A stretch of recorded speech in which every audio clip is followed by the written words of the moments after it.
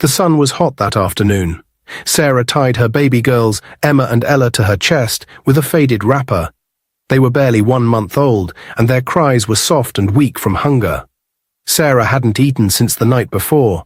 Her breast milk was drying up. She sighed and wiped the sweat off her forehead. Her husband, George, had left the house since morning without a word. She thought he had gone to look for work, but he didn't say where he was going. Sarah looked at her 2 little girls and whispered, "Don't worry, my darlings. Mama will find something for us today." She thought of the one person who had always helped her in tough times. Her best friend, Anita. They had been friends since secondary school. Anita lived just 2 streets away. Sarah adjusted the wrapper, held the babies tighter, and began the short walk to Anita's house.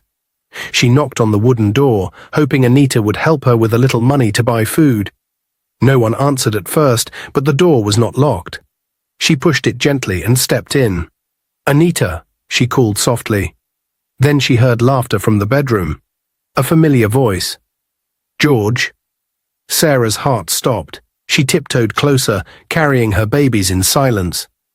The bedroom door was slightly open. What she saw made her knees weak. There, on the bed, lay her husband George, half naked, laughing and drinking a bottle of malt with Anita, her best friend, the same woman she came to beg for help.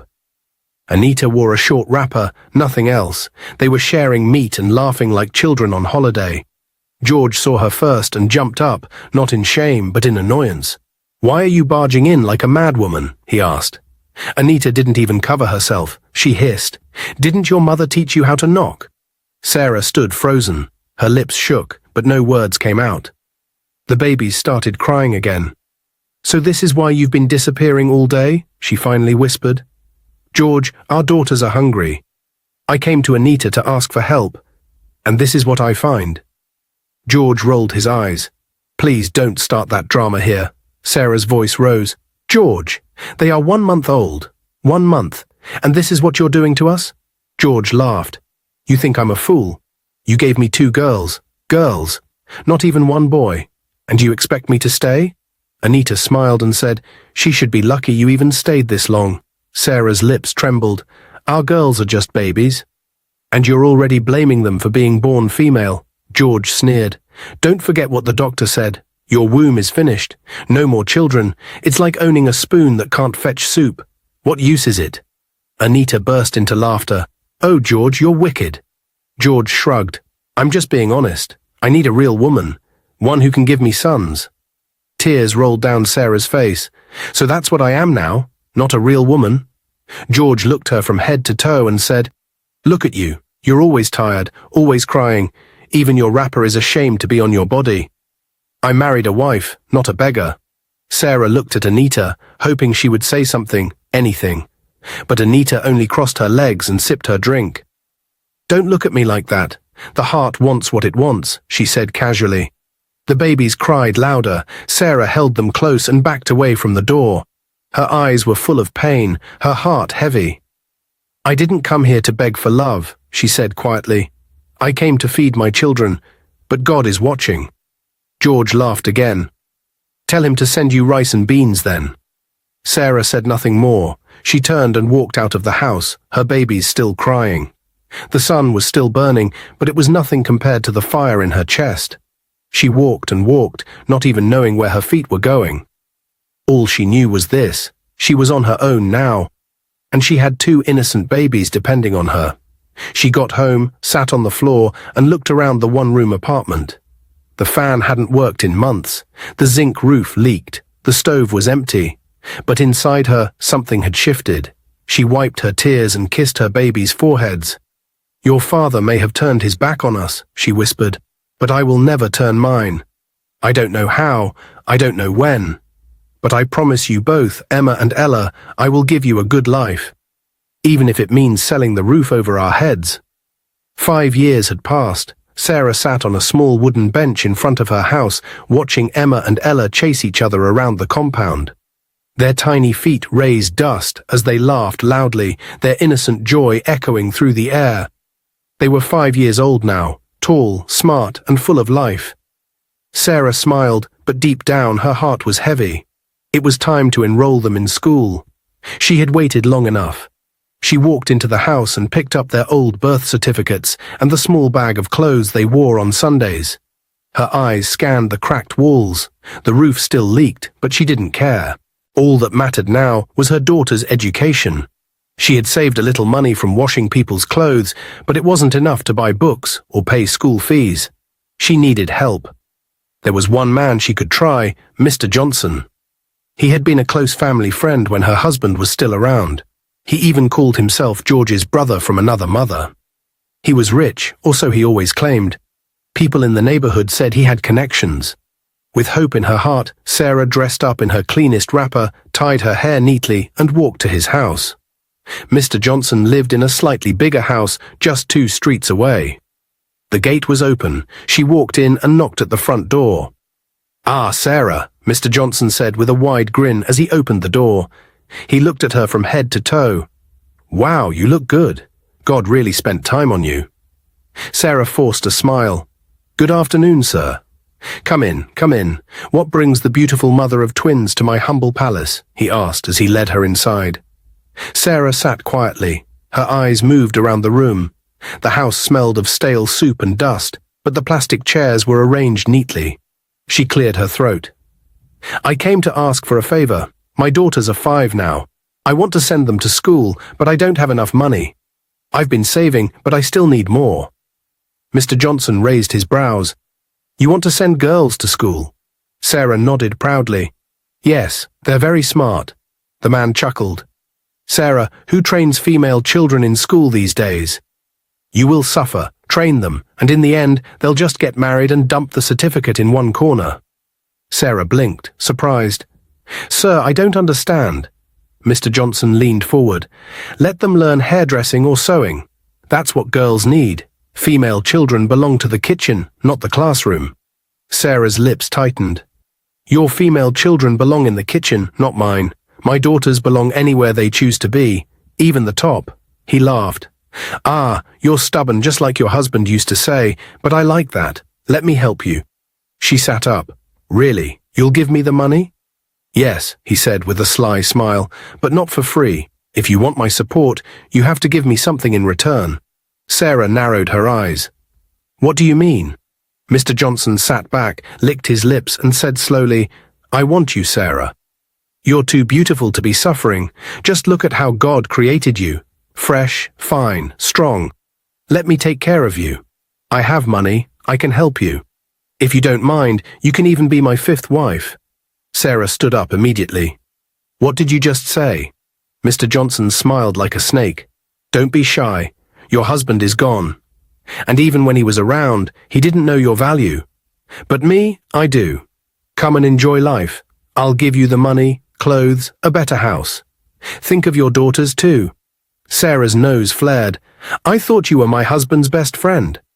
The man shrugged. "So what? That foolish man left you. Can't you see how stupid he was to walk away from a full package like you?" Sarah raised her voice. "So your plan is to take advantage of me because I need help? You think I'm that cheap?" Mr. Johnson stood up too, but still grinned. "You'll thank me one day. My 4 wives are not complaining. In fact, I'm doing you a favor. You'll be the youngest, the finest, the freshest. They'll serve you like a queen." Sarah folded her arms. "Your 4 wives are hungry, bitter, and ugly. They fight in the market like chickens. And you can't even take care of your own poor self. You wear 1 pair of slippers for 3 months, and your palace smells like burnt beans." The man's smile disappeared. Sarah wasn't done. "You think because I'm a single mother, I will fall for this nonsense? Never. If my daughters will walk to school with no shoes, it's better than watching them see me sell myself for school fees." Mr. Johnson hissed. "Suit yourself, stubborn woman." Sarah grabbed her bag and stormed out. The walk home was long, but her steps were strong. Her face burned with anger, but her heart beat with pride. That night she held Emma and Ella close and whispered, "Mama will find a way. I won't give up on you." She didn't sleep. She stared at the ceiling until the moon faded into dawn. Then an idea came to her. It was time to let go of the last thing she was holding on to. The old house. It was small. It was old. But it was hers. And it could be the price of a new beginning. Sarah stood quietly as the strange-looking man walked around the house. He wore a black cap and held a dirty notebook in his hand. He kicked a loose tile on the floor and shook his head. "This house is too old," he said. "The roof leaks, the walls are weak, and the toilet doesn't even work properly. You're lucky it's in a good location. That's the only reason I'm buying it, not because it's nice." Sarah nodded slowly. She had heard these words before. Her house was falling apart, but it was all she had. Her father built it before he died, and she had given birth to Emma and Ella there. Every corner held memories. Letting go of it felt like cutting off a piece of her heart. But she was determined. Her daughter's education was more important. The man brought out a brown envelope and gave it to her. "Here's the money. Count it if you like." Sarah didn't count it. She just said, "Thank you."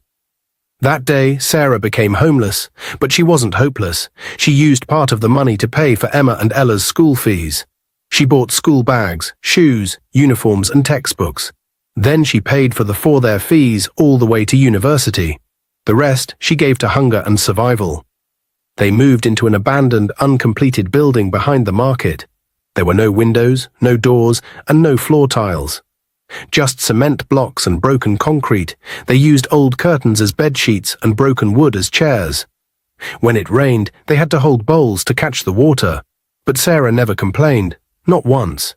She washed clothes for people, cleaned shops, helped in food stalls, any job that brought money.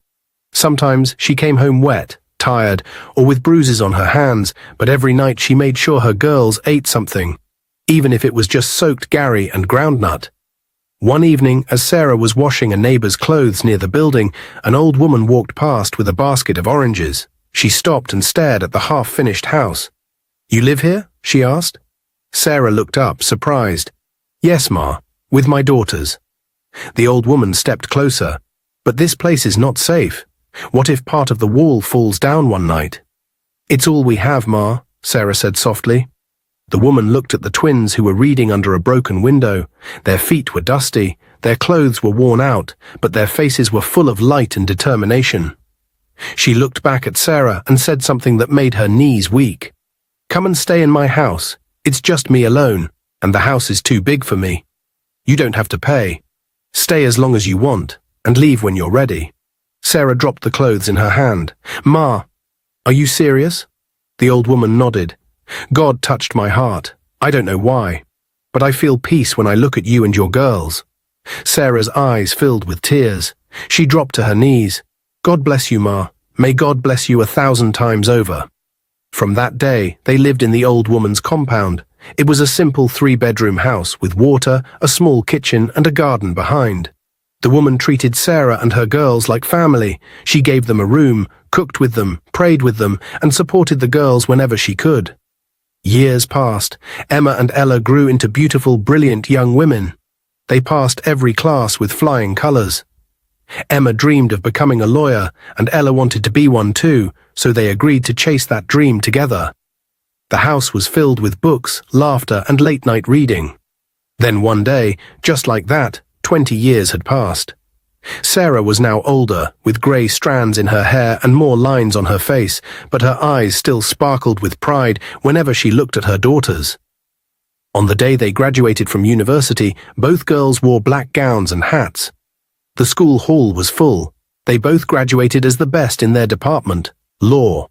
The crowd clapped as their names were called: Emma Thompson, Ella Thompson. They walked across the stage, smiling brightly, their mother's dream finally coming true. After the ceremony, they rushed home with their certificates in hand. Sarah stood in front of the house, waiting for them with tears already forming in her eyes. The girls fell to their knees and held her tightly. "Mama," Emma said, crying, "we made it." "Mama," Ella added, "we're lawyers now." Sarah couldn't speak. Her heart was too full. She held their faces, kissed them, and whispered, "You both made me the proudest mother alive." But as they laughed and celebrated, the joy was not complete. The kind woman who had saved them from the uncompleted building had died 1 year ago. "She should have been here," Emma said softly. "She would have loved to see this day," Ella added. Sarah nodded slowly. "She didn't just give us a house, she gave us hope. She gave us family when we had none, and she'll always live in our hearts." They lit a candle that night and placed it by her favorite flower in the garden. Then they held hands and prayed. For the woman who helped them, for the man who walked away from them, and for every single mother out there struggling, fighting, and sacrificing.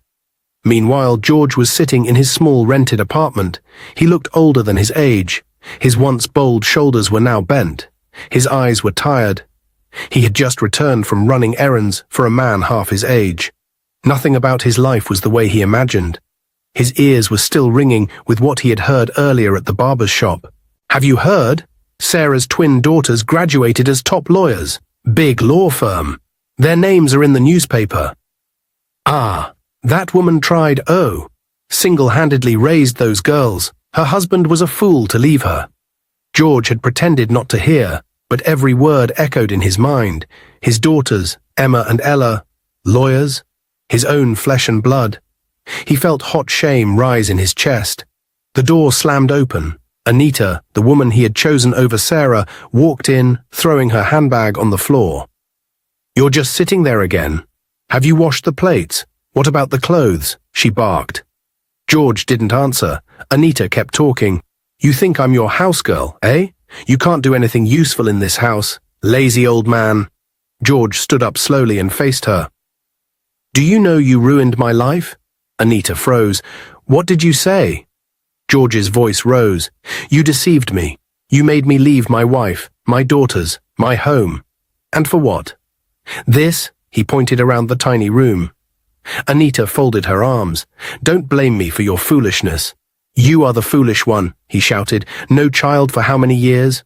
You sleep with old men every weekend and come back smelling like perfume and lies." Anita laughed. "At least they give me money. What do you bring to this house?"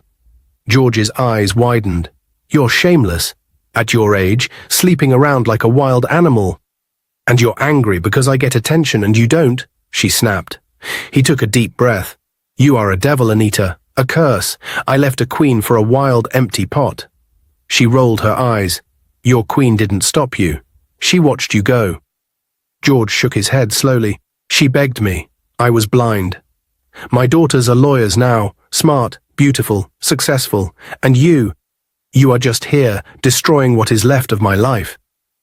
Anita scoffed. "Go back to them then." "I wish I could," he said, lowering his voice, "but I don't deserve to." Anita didn't say another word. She walked into the bedroom and slammed the door. George sat back down, tears burning in his eyes.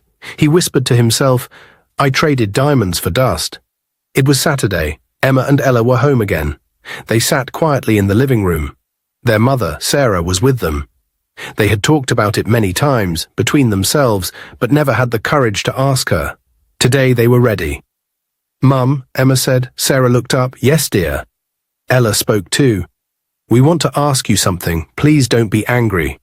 Sarah paused. "What is it?" "We want to know about our father," Emma said. Sarah's face changed. She turned her eyes. Ella spoke again, softly. "Mum, we've asked this before. You never tell us anything. But we really want to know, please." Sarah's hand froze mid-peel. She looked down, tears rolling down her cheeks. "Mum, please," Ella said gently. "We've never asked seriously before, but we need to know. Who is he? Where is he? What happened?" Sarah stood up slowly. "No." The girls looked at each other, confused. "No," she repeated, her voice low but firm. "Don't take me back there, please." "But Mum," Emma tried to speak. Sarah shook her head. "I said no. That part of my life, it hurts too much." The girls were quiet for a while. Then Ella reached for her hand. "Mum, we don't want to hurt you. We just want to understand where we come from." Tears filled Sarah's eyes. "Why now? After all these years, why do you want to open the wound I've spent so long trying to heal?"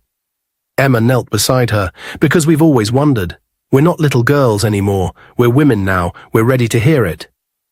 Sarah sat back down. Her hands trembled as she wiped her tears. She looked at her daughters, so grown, so beautiful, so full of love, and her heart melted. After a long silence, she spoke. "You were barely 1 month old," she began. "There was no food in the house. I was weak and tired. I hadn't eaten all day, but I was more worried about you both. You were crying and hungry. I had no choice. I decided to go to my best friend's house to ask for help. She paused. Her name was Anita. We were close. I trusted her with everything. When I got to her house, I knocked. No answer. The door was slightly open, so I stepped in. Sarah wiped her tears. I called her name. Then I heard laughter from the bedroom. When I got closer, I found your father, with Anita. The girl's eyes widened. Sarah nodded slowly. Yes, they were there, together, laughing, eating, as if I didn't exist, as if I was nothing. Ella Kubriosuboka in shock. Emma's eyes were full of tears. I was carrying 2 babies, Sarah said. I was weak and in pain, but he looked me in the eye and said things I will never forget. She swallowed hard. He said he didn't want girls, that I had failed him, that I was poor, that I could never give him more children because of my health. He said I was a waste of time. And Anita joined him in mocking me. Emma spoke through her tears. Mum, he said all that? Sarah nodded. Yes. I begged him. Not for myself, but for you both. I told him you were just 1 month old. He didn't care. He walked out of the room, out of the house, and out of our lives. Ella was shaking. How could he?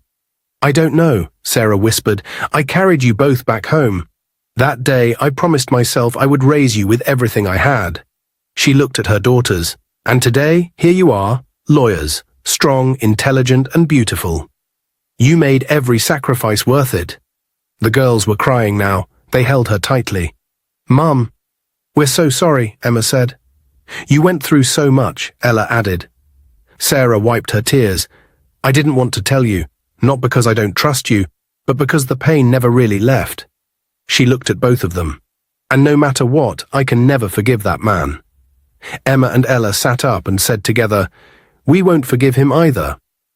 Their hearts were full of sorrow and anger, but above all, they were full of love for the woman who never gave up on them. George opened the door and stepped into the house. It was late in the evening. He had spent the day moving from one errand to another, hoping to find a better-paying job. He was tired, hungry, and angry. He walked into the small living room and dropped his bag on the floor. Then he froze. There, on the couch, sat Anita, dressed in a red gown, laughing with an older man who had gold chains on his neck and a big ring on his finger. The man had his arm around her shoulder. There were 2 empty bottles of wine on the table. George's blood boiled.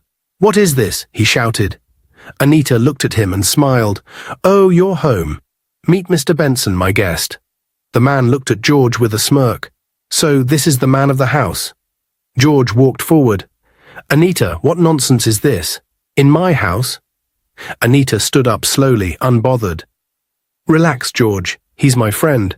We were just having fun. Fun, George shouted. He's touching you in my house. You're laughing with him like I'm a fool.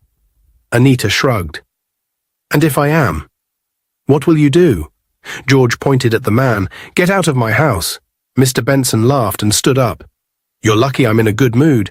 Otherwise, I'd teach you how to respect people with money. George moved closer, fists clenched. Try it and see. Anita stood between them. Enough. Mr. Benson, please leave. I'll call you later. Mr. Benson nodded and walked out, still laughing. George turned to Anita, breathing heavily. You're shameless. This is the kind of woman I left my wife for? A woman who sleeps with every man that shows her small cash. Anita smiled wickedly. Don't like it? Then deal with it. You have no power here. George pointed at her. You are a disgrace. You have no respect. You call yourself a woman. You are nothing but a low-class thing with cheap makeup. Anita laughed. Say it louder, George. Maybe your poverty will disappear. George shook his head. I regret everything. I regret leaving my family. I regret choosing you. Anita stepped close and said, And yet here you are, still living in my house, eating my food, wearing clothes I helped you buy. You left your queen for me, remember? That makes you worse than I am. George's fists shook. I will never forgive myself for what I did to Sarah. Anita walked away, still laughing. Good, go cry in a corner, foolish old man. 2 days passed. George barely said a word. He was still angry, still ashamed. Then one afternoon, Anita returned home with loud music playing from her phone. She walked in with shopping bags and dumped them on the table. "George," she called. He didn't answer. She walked into the kitchen and came back with a glass of juice. "I want you to apologize." George looked up, confused. "Apologize? For what?" "For embarrassing me in front of Mr. Benson," she said. "That man is kind to me. He gives me money. You shouted like a mad dog in front of him." George stood up. "And I should say sorry for that." Anita sat down. "Yes, if you want to continue living here, you must apologize. If not, I will chase you out of this house." George blinked. "You're serious?" She nodded. "Very." He looked around the room one last time. His eyes went back to Anita. "I will not apologize," he said firmly. "I may be poor, but I still have my pride." Anita stood up. "Then carry your load and leave." He grabbed his small bag, picked his worn-out shoes, and walked to the door. "You'll regret this," Anita shouted behind him. George turned. "Number Y already regret meeting you," she hissed. "You're old, broke, and bitter. Nobody wants you." "And you," George said, "empty and alone. A rich man's side dish today, forgotten tomorrow." She threw a shoe at him, but he was already out the door. George walked away without looking back. He didn't know where he was going, but anywhere was better than staying in that house with Anita. For the first time in many years, he had finally walked away from his biggest mistake. Anita was at home that evening, dressed in a red-fitted gown. She had just finished preparing a special meal, fried rice, peppered chicken, and chilled wine. Her sugar daddy, Chief Rowland, was coming over. He was wealthy, powerful, and always came with gifts. But he was also proud and controlling. Anita didn't care. All she saw was his money. When he arrived, she welcomed him with a kiss on the cheek. "Sit down, my love. Your food is ready." Chief Rowland smiled and sat on the couch. He looked around the small apartment and frowned. "You still live in this place? I told you I could get you a better one." Anita laughed. "Then do it. Talk is cheap." His smile disappeared. "What did you say?" "You heard me," she replied, pouring him a glass of wine. "You promised me a car last month. Nothing came. I asked for new clothes. Still nothing. Stop making noise." Chief Rowland stood up angrily. "Are you mad? Is it me you're talking to like that?" Anita rolled her eyes. "If you're angry, carry your big belly and leave." Before she could finish her words, he slapped her hard across the face. "You think I'm one of those useless boys you play with?" Anita pushed him. "Don't ever touch me again." But that only made him more angry. He grabbed her by the arm and shoved her hard. Anita fell backward. Her head hit the edge of the table. She didn't move. Chief Rowland stepped back, breathing heavily. "Anita!" No response. He rushed to her side and touched her face. Still no movement. He checked her pulse. Nothing. She was gone. His hands shook. He looked around the room in panic. Then, instead of calling an ambulance or trying to help, he picked up his phone and called the police. "Hello, officer." "Yes, it's urgent. I came to visit someone, Anita Raymond, and I found her dead in her house. I didn't touch anything, but I know someone who might be responsible. Her ex-husband, George. He has threatened her before." He hung up and quickly left the house. George was in his friend's small apartment, reading an old newspaper. His life was quiet now. He stayed out of trouble, worked little jobs, and tried to live with the pain of his past. Then the door flew open. 2 policemen walked in and pointed guns at him. "George Williams, you're under arrest for the murder of Anita Raymond." "What? No," George shouted. "I haven't seen Anita in weeks."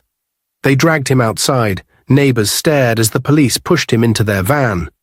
George's friend, Mark, ran after them, shouting, "He didn't do anything. Leave him alone." But it was too late. At the station, George begged and cried, "I'm innocent. I was at home. I haven't been near Anita." But they didn't listen. Chief Rowland had already spoken to the right people. He had bribed the officers, and the file had already been written. George was guilty, according to their report. In court, the trial was quick.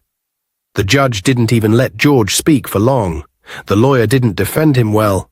Everything was already planned. The verdict came fast. "George Williams, you are hereby sentenced to death. You will be executed by hanging in 60 days. George fell to his knees in the courtroom. "I didn't kill her. I didn't." But the guards pulled him away.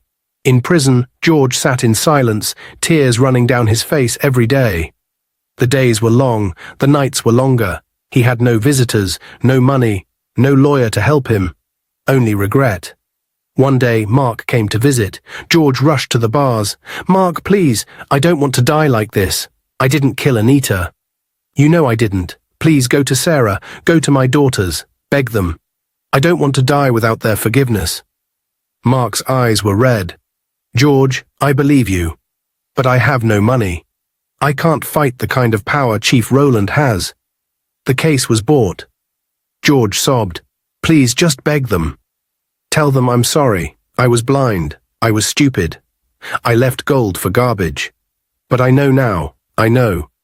He leaned his head against the bars. "Please, I don't want to die with this pain in my heart. Beg them to forgive me." Mark wiped his own tears. "I warned you, George. I told you never to leave your family. I told you that day, but you didn't listen." George nodded weakly. "And now it's too late." Mark stood outside the tall law firm building, holding his cap tightly in his hand. He felt nervous, tired, and unsure. He looked around, then took a deep breath and walked into the air-conditioned reception. "Good afternoon," he said politely to the young woman at the front desk. "Good afternoon, sir. How may I help you?" she asked with a smile. "I'm looking for one of your lawyers. Her name is Ella. Please, I really need to speak with her." The receptionist checked her screen. "Do you have an appointment?" "No, but it's urgent. Please." She picked up the phone and dialed.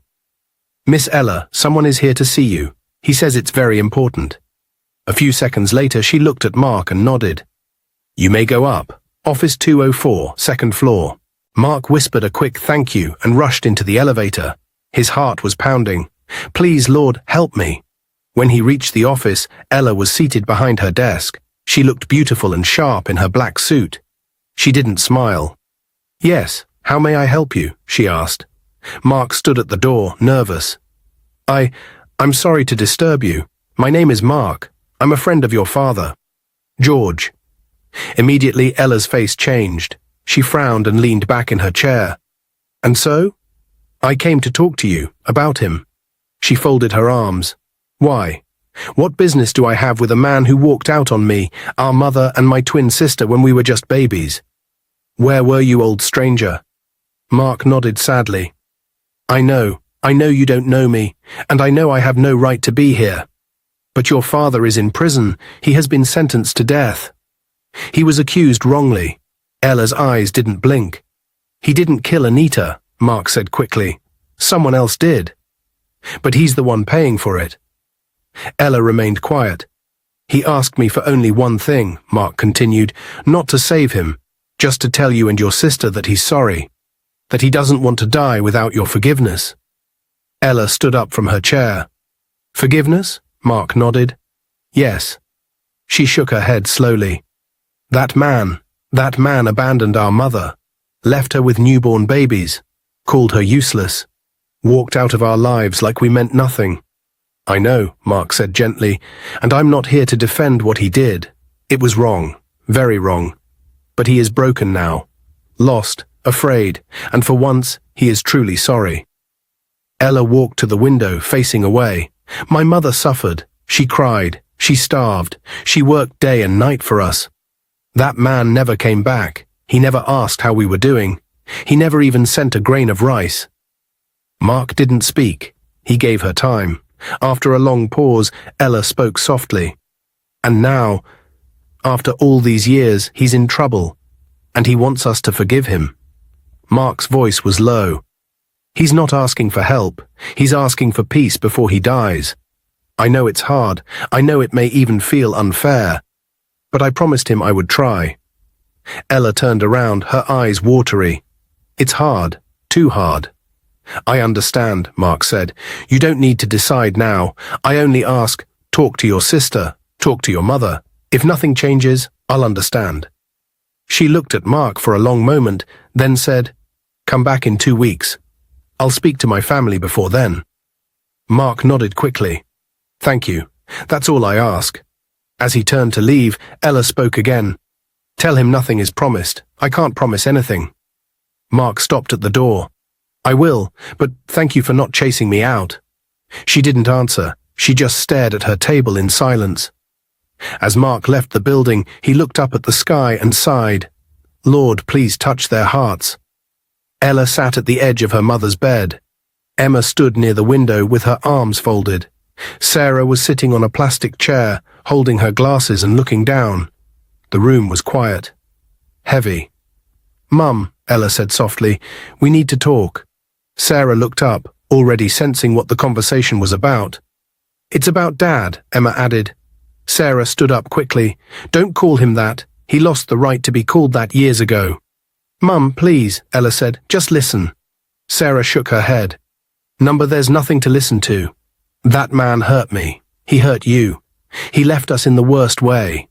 He said things I can never forget. He's in prison now, Ella said. He's been sentenced to death. He was accused wrongly. Sarah was quiet. He didn't kill Anita, Emma continued. One of her sugar daddies did, but he's taking the blame. He's poor. He has no one. He has nothing. He needs our forgiveness now. I don't care, Sarah said sharply. He left me when I was bleeding, when I had nothing, when I was carrying 2 babies. And now he wants my forgiveness. He's not asking you to fight for him, Ella said. He just wants to rest in peace. He wants to say sorry. Sarah's lips trembled. For years I cried myself to sleep. I worked with wounds on my hands and sores on my feet. I begged strangers to feed you too. Where was he? Tears filled her eyes. I carried shame, hunger, pain, but I carried it with pride, because I refused to give up on you, so number I will never forgive that man. Mum, Emma said, her voice breaking, we know you're hurt. We are too. He's not the same man anymore. He's broken. He cries. He regrets. And he's begging, not for a second chance, just for peace before he dies. Sarah stood still. Her eyes were full. Her hands shook. The girls knelt before her. Mum, please, Ella whispered. Let him go with peace. Please, Mum, Emma added. We're not doing it for him. We're doing it for you, so you don't carry this pain forever. Sarah looked at her daughters. Her heart couldn't fight anymore. She closed her eyes and said the words slowly. Fine, we will go. I forgive him. Ella and Emma hugged her tightly, all of them crying together. The next day, they arrived at the prison. George sat alone in his cell, thin and tired. His head was bowed, hands wrapped around his knees. The guards called his name, and he barely responded. He didn't care anymore. He thought no one would ever come. But when he was led to the visitors' area and looked through the thick bars, his heart skipped. There she was. Sarah. His mouth opened, but no words came out. He stared at her like he had seen a ghost. Tears welled up in his eyes. Sarah, he whispered. Sarah didn't speak immediately. She stood still, arms folded. George dropped to his knees. I never thought you would come. Sarah looked at him, eyes filled with quiet pain. She pointed to the 2 young women standing beside her. Look at them, she said. I brought your daughters. George slowly lifted his head and looked at them. He blinked, confused, overwhelmed. These are... His lips shook. Yes, Sarah said, these are the same girls you left when they were just babies. You walked out on us. You never came back. But I raised them. I kept my promise. George broke down completely. He buried his face in his hands and sobbed. God, forgive me. I don't deserve to see them. I don't deserve anything. Ella and Emma stood still. It was the first time they had seen their father. Emma took a small step forward. We heard what happened. George didn't lift his head. I didn't kill her. But maybe I deserved this pain. Maybe this is my punishment for what I did to your mother. To you. Sarah's voice was calm but heavy. You don't get to decide your punishment, George. You made your choices. But today, we made ours. George looked up slowly. I forgive you, Sarah said, not because it's easy, not because you changed, but because I refuse to carry your mistake any longer. Ella and Emma moved closer to the bars. We forgive you too, Ella said, her voice shaking, not for what you did, but so we can be free. George cried like a child. I thought I would die with this shame in my heart, but now I can breathe. Even if I die, I can go in peace." "No, Father," Emma said gently. "You're not going to die. Not like this." George looked up, shocked. "We're lawyers," Ella said, "and now we're going to fight for you." George covered his face again, overwhelmed.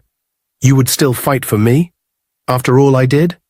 "Yes," Sarah said quietly, "because no one deserves to die for a crime they didn't commit.